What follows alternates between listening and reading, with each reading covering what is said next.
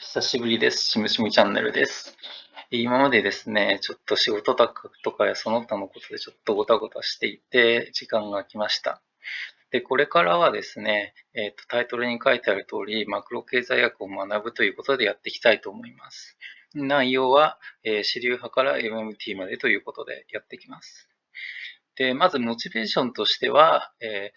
現在のコロナ禍で脱却とか国防、あるいは社会保障、基礎研究、あるいはインフラ再整備などなど考えると、やはり国の財政出動が必要ということが、出てきます。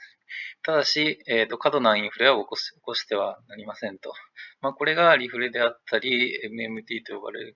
考え方だと認識しています。その一方で、しかし本当に大丈夫かっていうのは疑問がありまして、財政破綻をしないというのは、国債が自国通貨建てっていうことで理解できるんですけど、じゃあ過度なインフレには本当にならないのかって、本当にならないのかって言われるとちょっと不安なところがあります。で、具体的にはじゃあ年何兆円まで出して大丈夫ですかという疑問と、もし何らかのショックが突発的に起こったときに、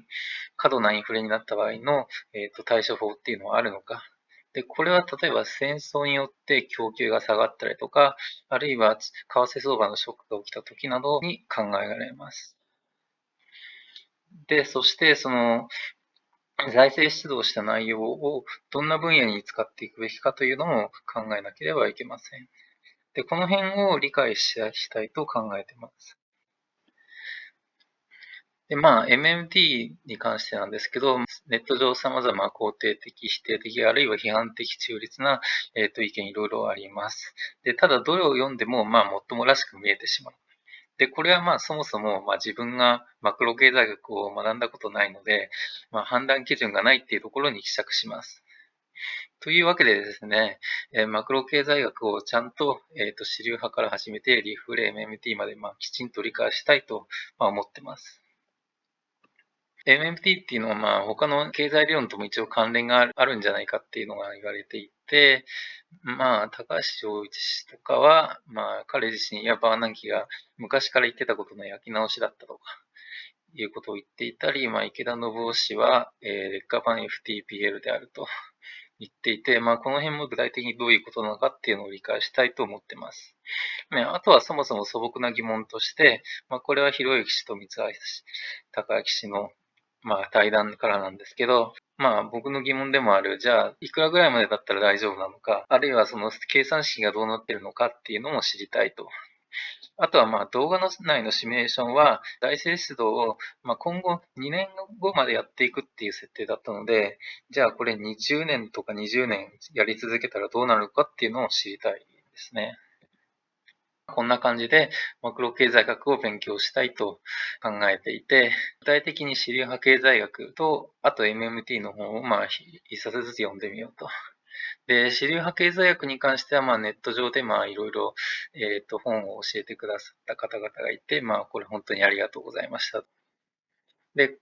実際に、買った本は、ジョーディ・ガリという人の本で、Monetary Policy, Inflation and Business Cycle という本で、実はこれ結構中央銀行のワーキングペーパーとかでも多く参照されている本です。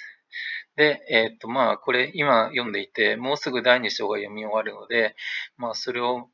わったら、動画も発表していきたいと思います。で、MMT の方は、マクロエコノミクスというタイトルで、ミッチェルとかレッド・ワッツという人が書いている、教科書があるので、これも買いました。で、パラパラ見たところ、内容は結構簡単そうなんですが、じゃあこれを数理モデルに落として考える必要があるわけですね。この教科書自体はそこまで踏み込んでいないので、別途自分で考える必要があるのかなと思います。で、進め方の方針としては、これ、大学のゼミとかと違って、複数じゃなくて基本的に一人でやっていく形式にならざるを得ないので、ただ完全な独学にしてしまうとどうしても妥協が出てくると。っていうことで、じゃあ自分で、一応分かったことをレジュメと動画にまとめて配信するようにしたいと思ってます。で、これできるかはもう分かんないんですけど、モデルの検証とかは、イデオロギーや学派よりも実際のデータを重視したいと考えています。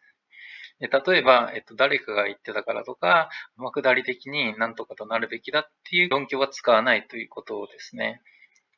で、幸い、近年のビッグデータの流行やオープンデータ化で結構解像度の高いデータや分析が出始めています。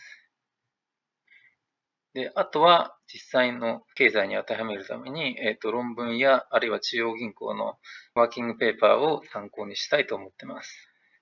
で、特にですね、巨大な財政出動に踏み切った、アメリカの財務省の考えを、ちょっと理解してみたいなと思ってます。で、こんな風に結構大風呂敷広めてみたんですが、考えられるシナリオとしては、どう考えても1年はかかるだろうと。